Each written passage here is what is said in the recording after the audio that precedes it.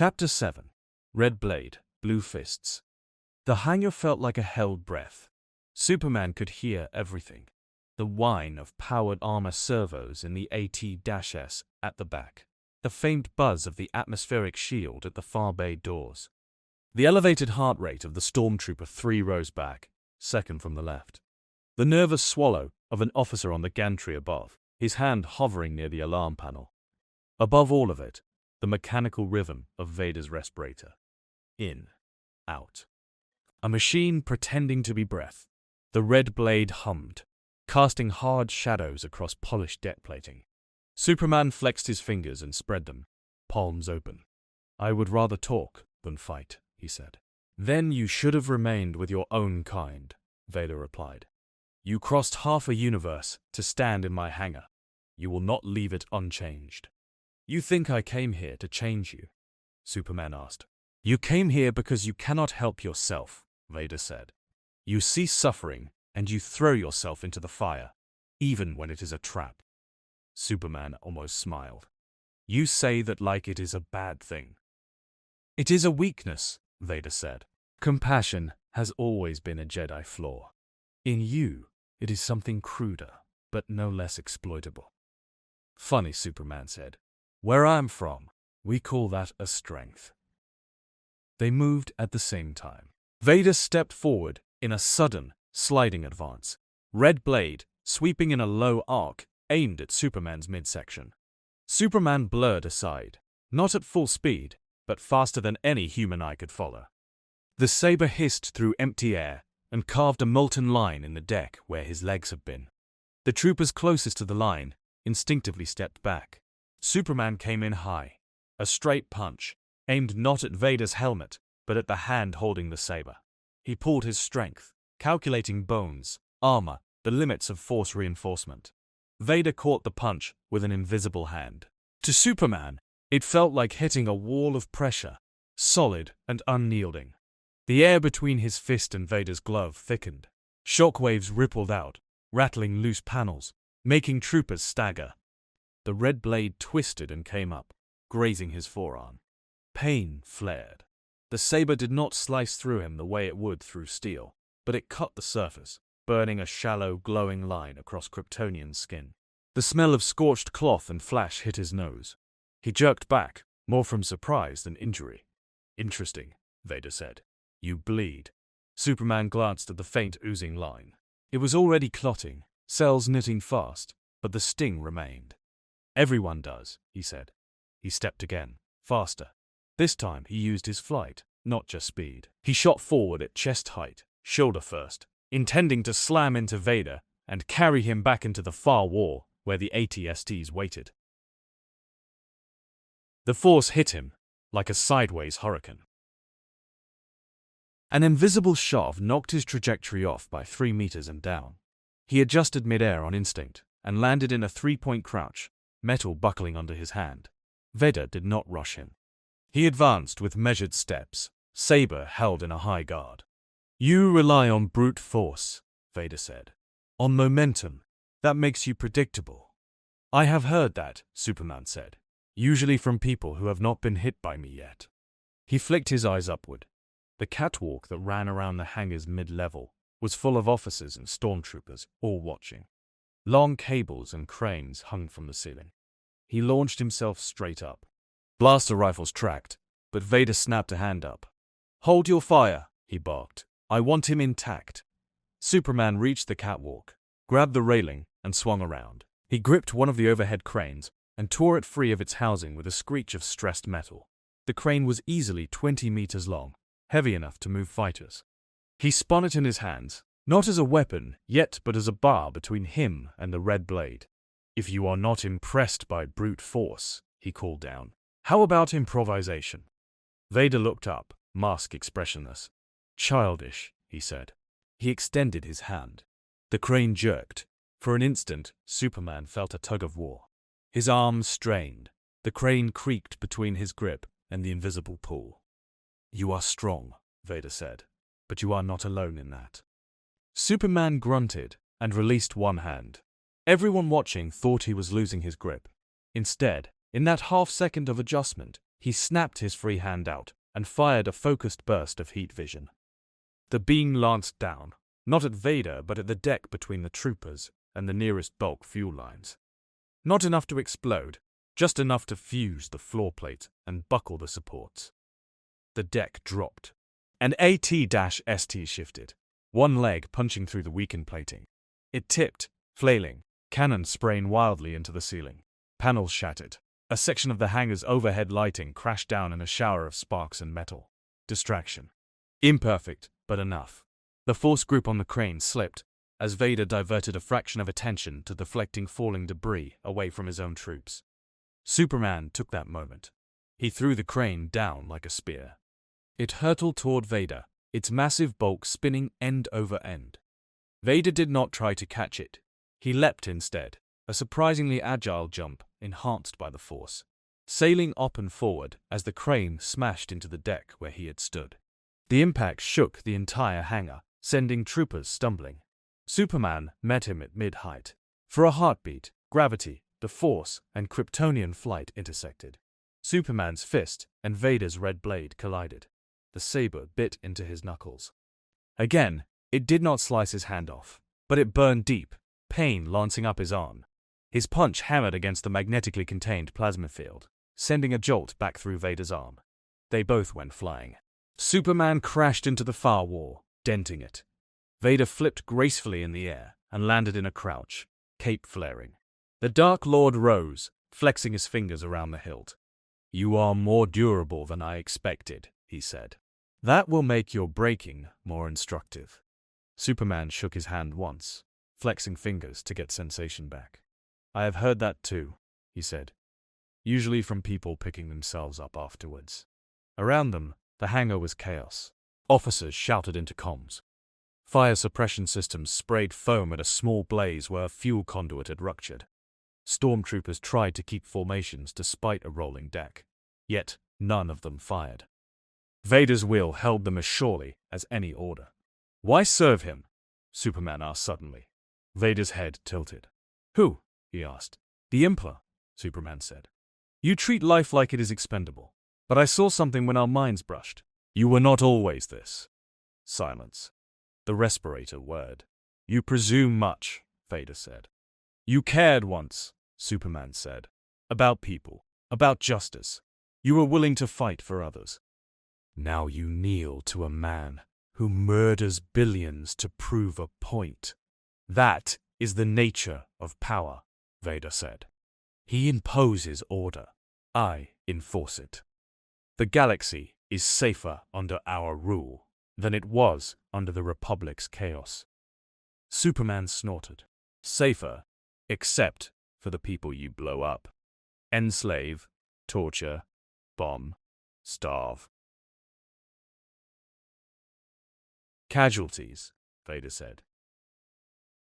"Necessary to prevent greater disorder."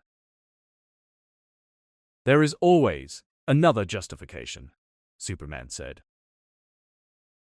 "Another necessary evil.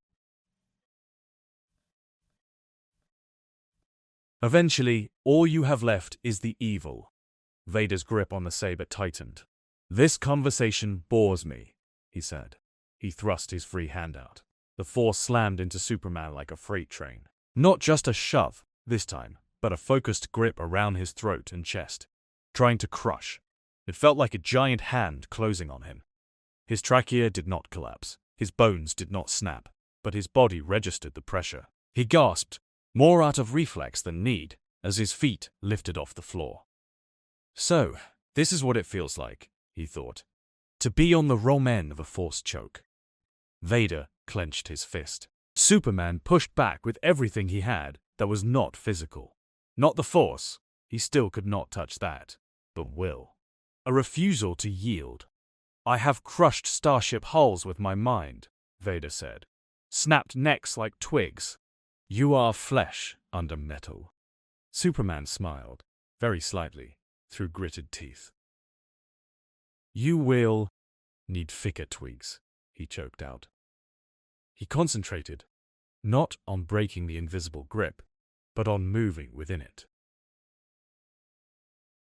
Force pressure pinned his limbs, but it was not perfect. Even Vader had limits.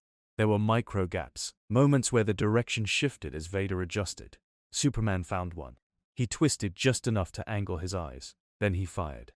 Heat vision lanced out, not at Vader, but at the deck under his feet. The metal glowed bright, then molten, under the precise, sustained blast. Vader sensed it and tried to leap aside. The deck gave way first. Weight does not vanish in a jump. The floor, softened to slag, could not hold. Vader dropped half a meter into the glowing pool. His boots hit molten metal. Armor screamed in protest. The concentration of his force grip faltered. Superman fell. He hit the deck on hands and knees, coughing once, then surged upright. Vader stepped out of the molten patch with slow, deliberate movements. His boots dripped orange, cooled rapidly by the hangar's systems. Smoke curled from scorched cape edges. The red blade hummed, still steady. "If you were any other being," Vader said, "you would be dead already." "If you were any other being," Superman said, "you might have listened."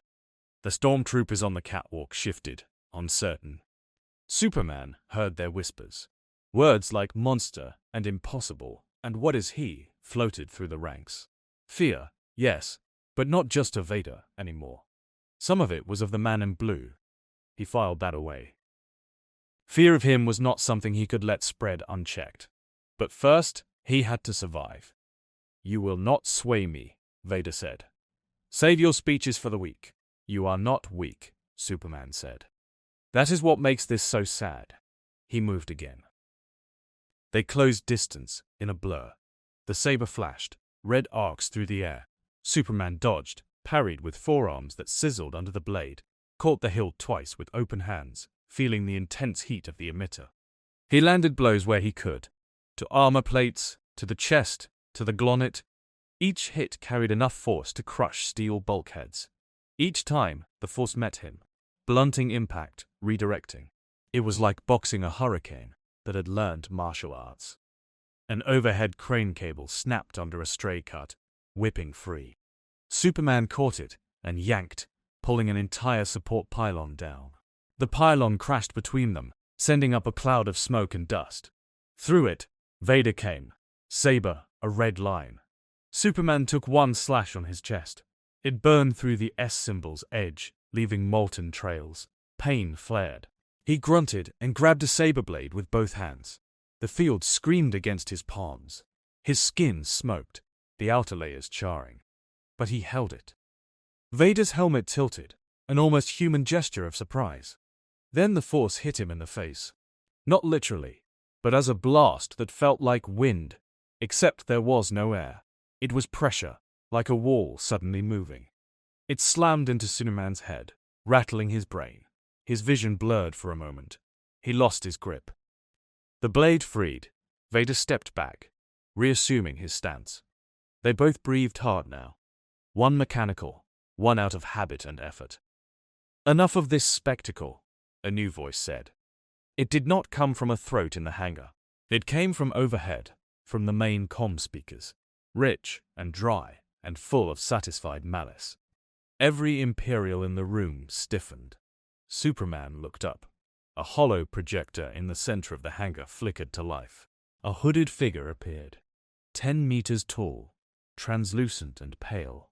Yellow eyes gleamed from the shadows of the cowl. Emperor Palpatine smiled. "My dear Vader," he said, "you seem to be having fun." Vader did not turn his back on Superman. He shifted only slightly to acknowledge the projection.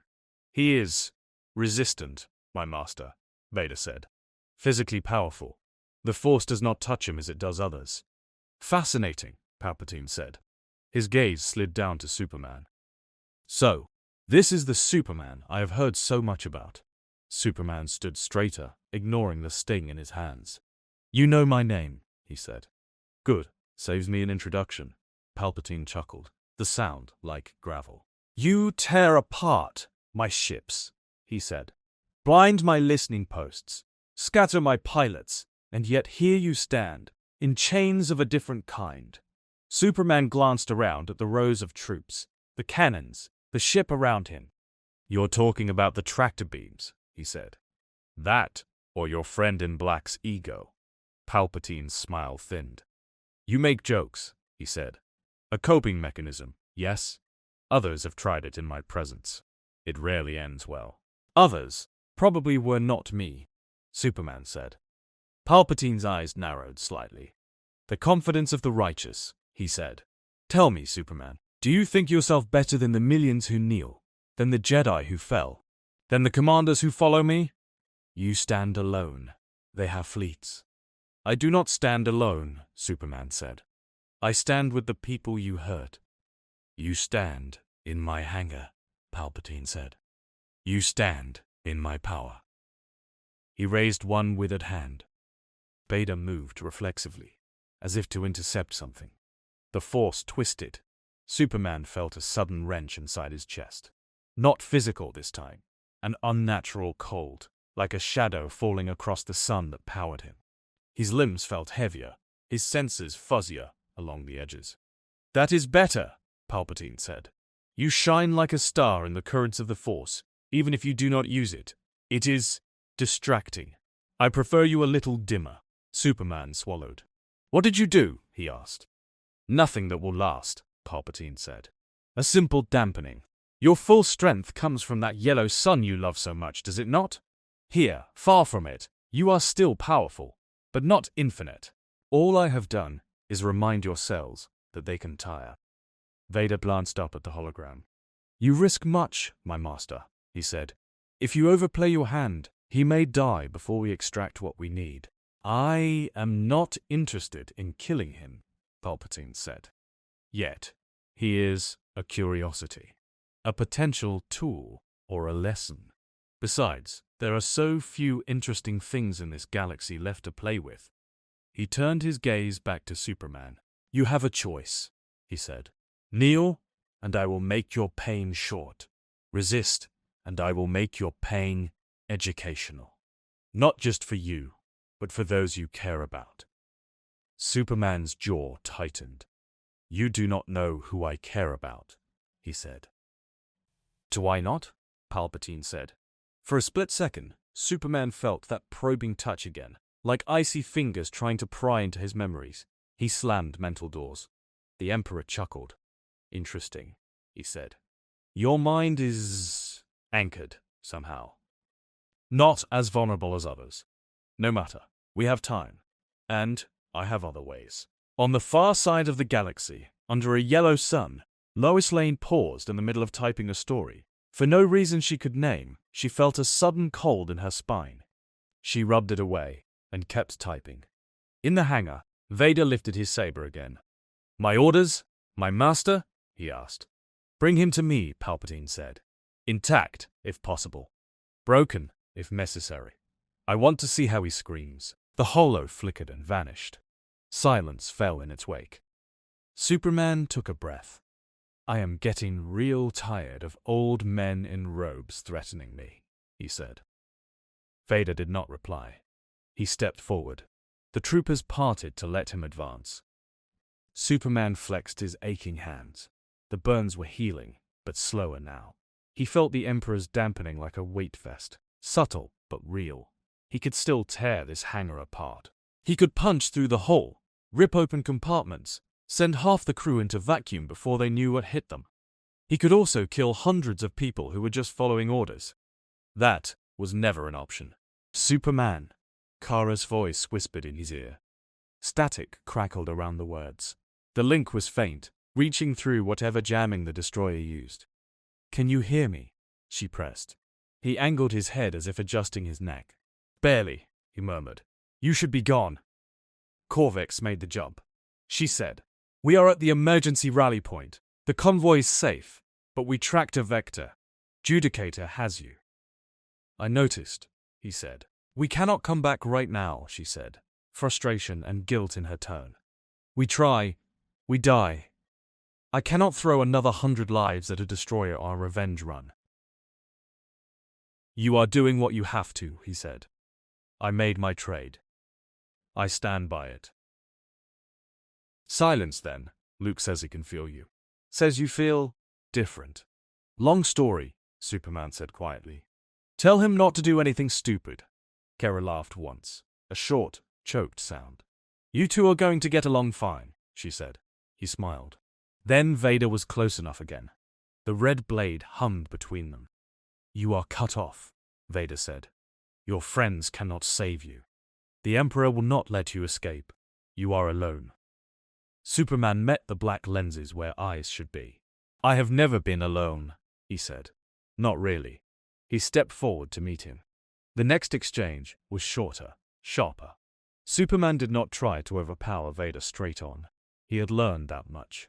He used sudden bursts instead, quick darts in and out, turning his superior speed into feints and angles.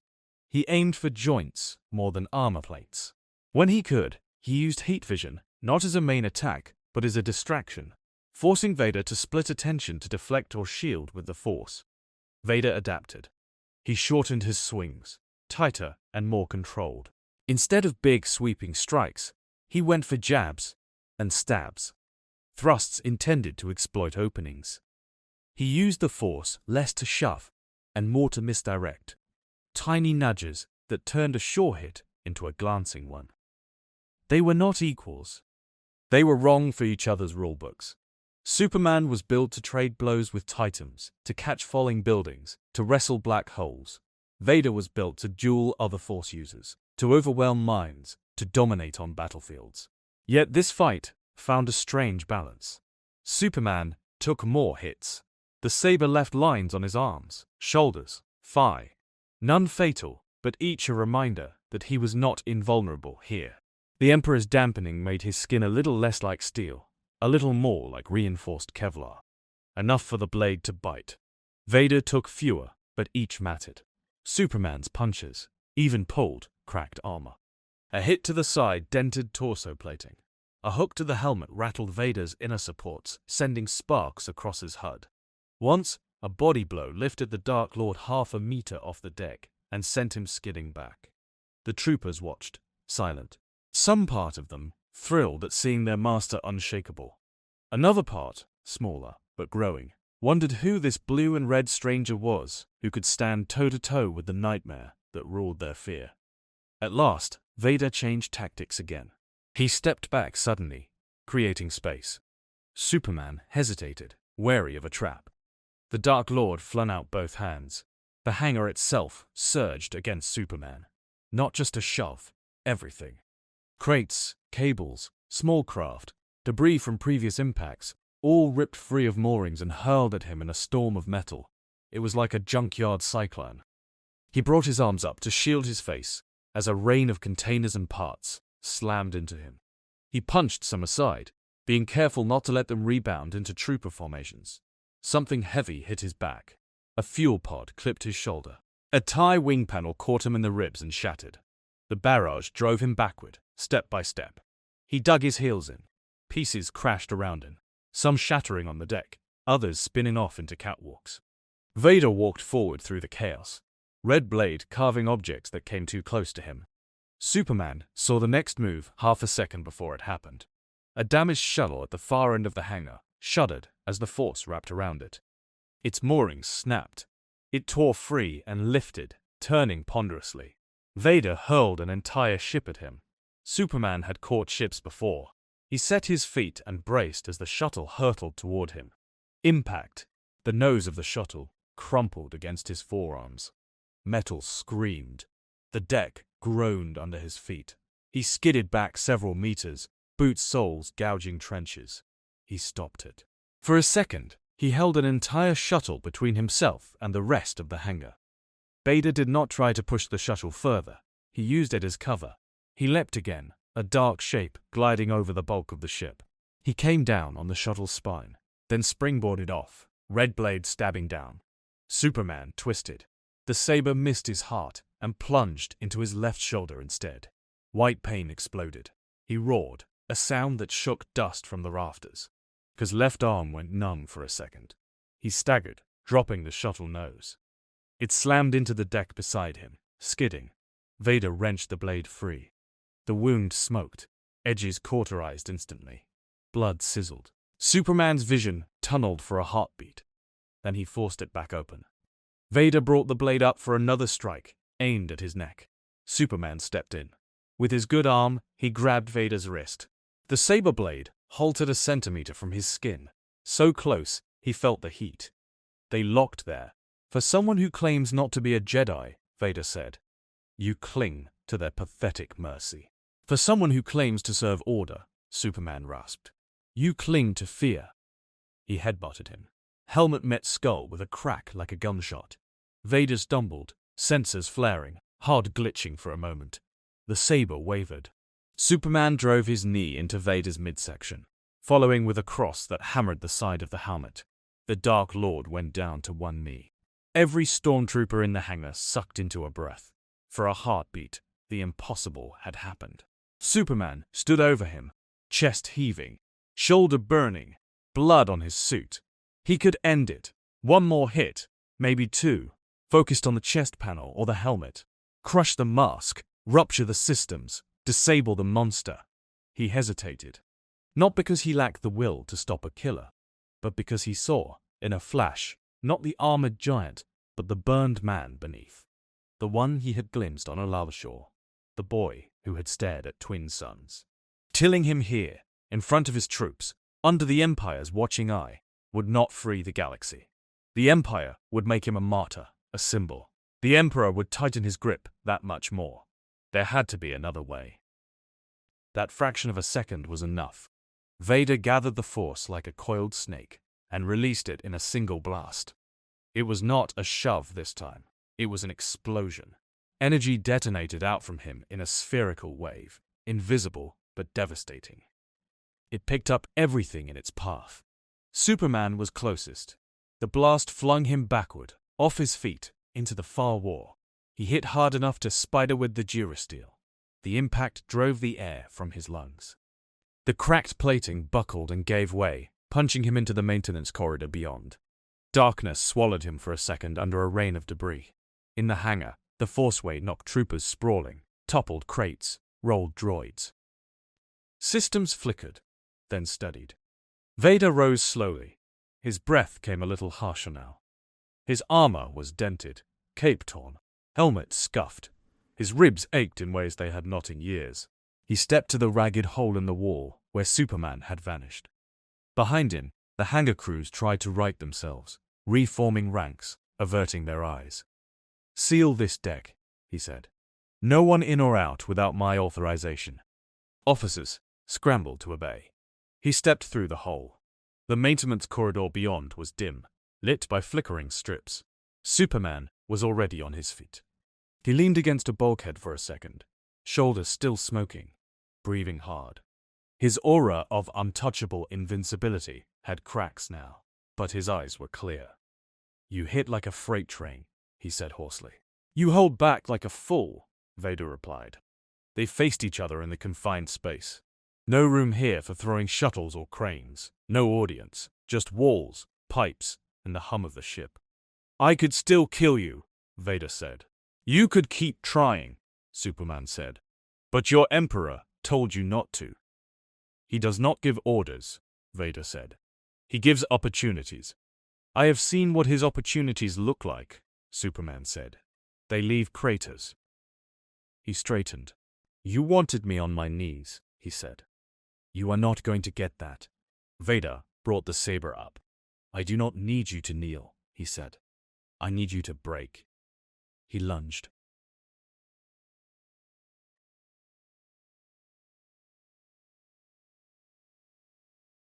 The battle in the maintenance levels of the Judicator would never be recorded in official logs. Systems would register power fluctuations, minor structural damage, a few life support anomalies. Crew would whisper stories of terrifying tiny bysides. Superman and Vader traded blows in tight quarters. Red light flashed, heat vision answered, fists dented bulkheads, force pushes smashed doors. Once, they crashed through a plating section into a storage bay, scattering crates of components. Another time, they tore through a service shaft, falling 2 levels before fighting their way back up. The Emperor skimmed the edges of it through the Force, watching like someone observing a gladiatorial match from afar. Interesting, he thought, as he felt Superman endure another saber cut and keep coming. Very interesting. In the end, exhaustion, environment, and the Emperor's dampening did what brute force could not. Kryptonian cells, starved of direct solar input and subtly nudged to fatigue, began to slow. Micro-healing lagged, reflexes dulled by fractions of seconds, enough to matter against a precision instrument like a Sith Lord. Superman misjudged one step, foot slipping on a slick patch of fluid from a ruptured pipe. Vader's blade slashed in, not at a limb this time, but at his thigh. The cut was deep. Even with instant cauterizing, it drove Superman to one knee.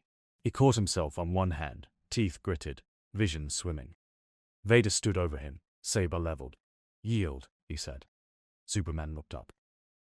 His vision blurred once, cleared. He tasted copper. "Not to you," he said. "Then to what?" Vader asked. "You think your ideals will save you now, that your refusal to bend makes you strong. It only makes you brittle." Superman thought of all the times he had been told to compromise just a little more, to accept a little more collateral damage, to look away when power hurt the powerless. He had refused then. He refused now. "It makes me me," he said. He tried to stand. The saber hilt snapped forward, not the blade, striking him in the temple with a precise, heavy blow. Lights went out. The last thing he heard was the rasp of Vader's respirator. As darkness swallowed him, he thought, at least the convoy got away. And nothing. Vader stood over the crumpled form for a long second, saber humming. He could end it here. One stroke through the neck or heart, the anomaly nullified. The Emperor might be displeased at losing a toy, but would adapt. He extinguished the blade. "He is unconscious," a voice said behind him, hesitant. One of his officers had edged forward. "Yes," Vader said. "Lord Vader, should we—" The man paused. He did not quite dare say kill him. "No," Vader said. "The Emperor wishes to examine him personally." He looked down at Superman. "You should be dead," he murmured. He gestured. Two teams of troopers moved in cautiously, slapping magnetic binders around Superman's wrists and ankles. They brought out a heavy grave harness, usually used for moving cargo, and attached it to his chest. The harness hummed as it added artificial weight, testing his mass. "Take him to the reinforced detention cells," Vader said. "Maximum security, triple field containment. Then inform the Emperor that his new specimen is ready." As they hauled Superman away, head lolling, cape dragging, Vader watched. He replayed the fragmented images he had seen when their minds brushed. Cornfields, parents, a sun that warmed instead of burned. "Hope," he said quietly to himself. Such a fragile thing. He turned back toward the hangar, where crews were still cleaning up the wreckage of their duel.